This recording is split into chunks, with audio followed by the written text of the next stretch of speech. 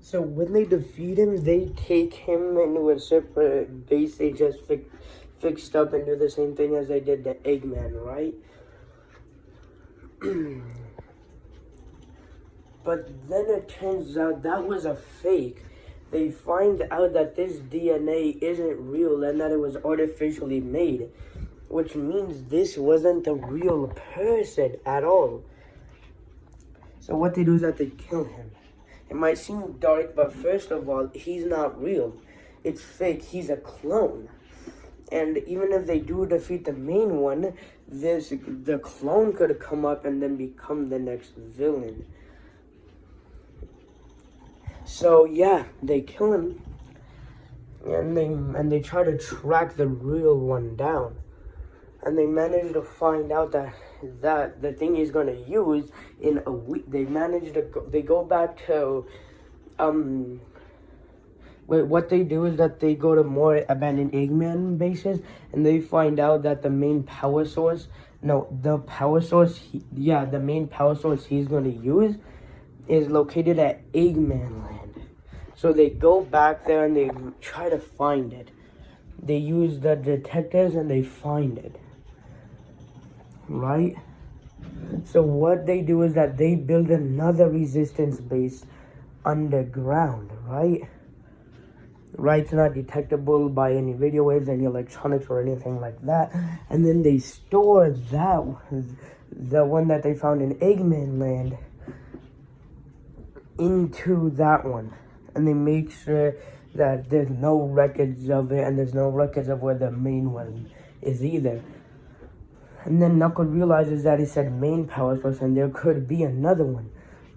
So Sonic goes and investigates while Tails and Knuckles try to find where the real Infinite is, right? And Sonic finds out that the side power source is actually in the Death Egg, right? It's in the Death Egg. So Sonic and his gang don't go in there just yet. Right? What they do is that, how do I say this? They make another fake Chaos Emerald and send their own made robots to destroy Eggman bases and get all the data out. And then they go to the Death Egg to, create a distraction. They get the side power source, and then they get all the information out of the Death Egg into a USB stick. They put it in Tails' backpack, and they put the power source in there too. And then they find a pod. And what Tails does immediately is check it out. First of all, he makes sure it can't redirect somewhere or anything like that. And he also makes a little device making sure that it can't be redirected, right? And then he sees the course and he finds out that it's to Mars, so he changes it to Earth and checks more, and boom, it's safe, right? So what Sonic and his gang do is that they manage to find a huge supply of explosives, right, that can be detonated with one remote. So they splatter it around everywhere, right? First of all, they put a bunch of them in all the cores and power, and all the cores and in all the power stations. And then they put a little bit of it in the hallways and stuff like that. And then they get into the pods, and then when they're safe enough from the Death Egg, they explode it. And then they see a huge explosion and the Death Egg coming down, right? And then the Death Egg is slow, but it's about to hit an island full around 200 people. Sonic takes the tornado, and then Tails calls his backup machine, right? Bunch of huge boats, right? Each boat can fit around 50 people, right? It's really huge. It's like a huge ship, right? Right? So they put them all in a multiple ones, and then Tails does some math and finds the radius of what the Death Egg will hit, and if they find out that that island is the only thing that's going to be affected, and also everyone has their things with them too. So yeah, boom! It just got hit. But they're safe enough away, and then they put them onto, like regular land, and then they live and learn, stuff like that. Those, the people in the island, so boom. And then they make another base located in Antarctica holding the side power source, right? Right, and then they also double security on both of on Eggman's cell, right?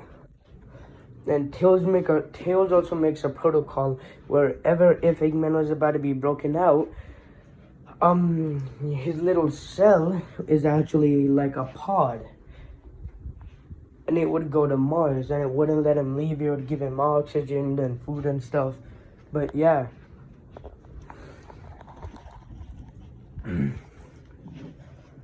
They take all the power source and they make it not detectable, and then they scan all around the Earth, and they find out that Eggman has multiple missiles, and then one goes off. The other ones are gonna go all gonna go on in 2 days, right? But they're not in a populated area. They're actually in remote places, right, when no one lives, because then that way no one would raise a suspicion about it. So what they do is that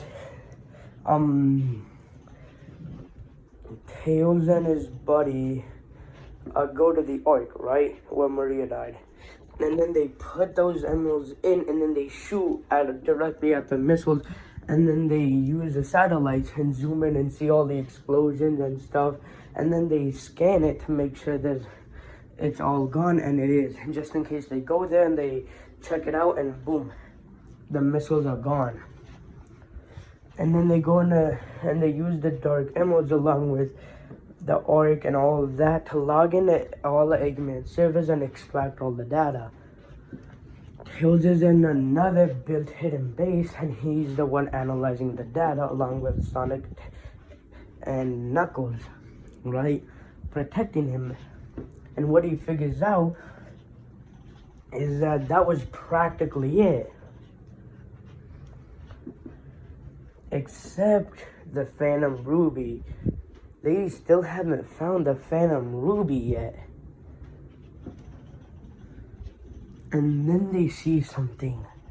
They see a pod flying up to the Ark where Maria died, So they go detect it, and they see that person who was cloned. And they see something, the Phantom Ruby in his chest. He goes there, and then presumably he puts the Phantom Ruby into the slot, and then he hits multiple populated areas with that energy, right? Just boom, a huge, large beam, boom, boom, boom, everywhere on Earth, right? And this is horrible news, right? So, Sonic and the gang go up there and they fight him and they win, almost, right?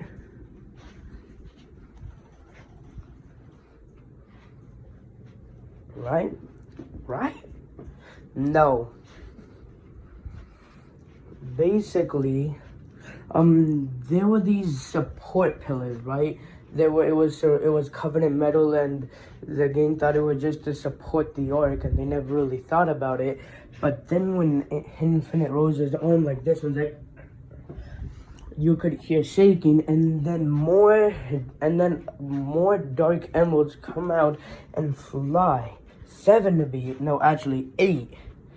They surround him, but instead of getting absorbed into him, they all go in front of him, and then they get absorbed into the Phantom Ruby, right? And then he falls, right? His chest falls right directly onto the insert slot for the ARK, and then we can see it charging up. Him and the gang try to stop him, but he makes a force field around him, so they can't do anything. We can hear heavy breathing, and then more areas are hit. He immediately spin dashes into Sonic, and he's like, you might be thinking why, and it's because it's too much for his body to handle, you know? Right? So he has an idea. He quickly makes a hole, a hole enough to fit like 5 people, right? And then Sonic and the gang go flying out.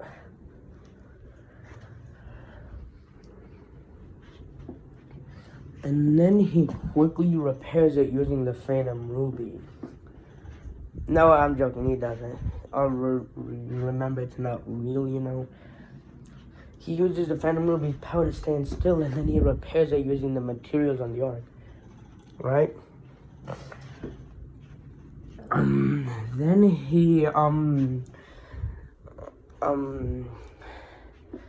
how do I say this? He tries to, and then he shoots at even more areas,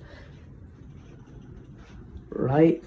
And then he starts to directly use to shoot at the water. He shoots multiple areas of just water. You might be thinking why, and it's to contaminate it. He also hits multiple farms, like decimates them, you know. Stuff like that, multiple food resource places, right? And then he also does something else. He crashes the ARK.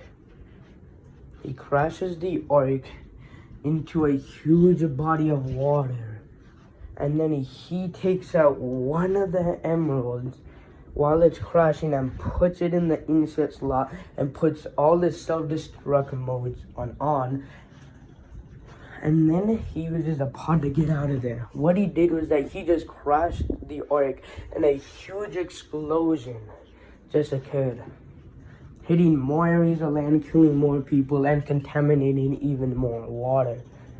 And that area hit Eggman's cell, right? So boom, the cell is going off, and then Infinite uses his power to fly up, and then he accidentally hits the pod. Then it goes flying down, and then it hits a bunch of mountains before landing in the water, and it goes into the deepest part of it, you know. And then we can see it like almost break, but Infinite manages to use the Phantom Ruby and 7 of the Dark Emerald's power to pull him up easily, pull him on land, and he rescues him. Eggman tells him that he feels that his arm is broken, and they go to one of his abandoned bases, and they heal Eggman, and they give him a robotic arm, because his real arm was like permanently broken, like no amount of waiting would fix that. So yeah. That's what happens.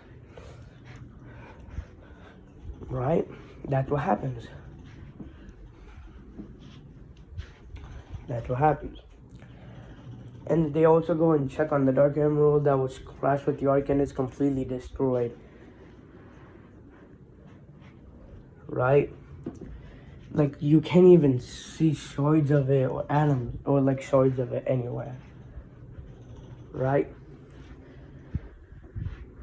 So yeah, like society's like just broken now. Right? And then Eggman says, good thing I will always have a buddy. to help me conquer the world while he's on Eggman's shoulder. What, not on Infinite's shoulder. The end of episode 3, I think.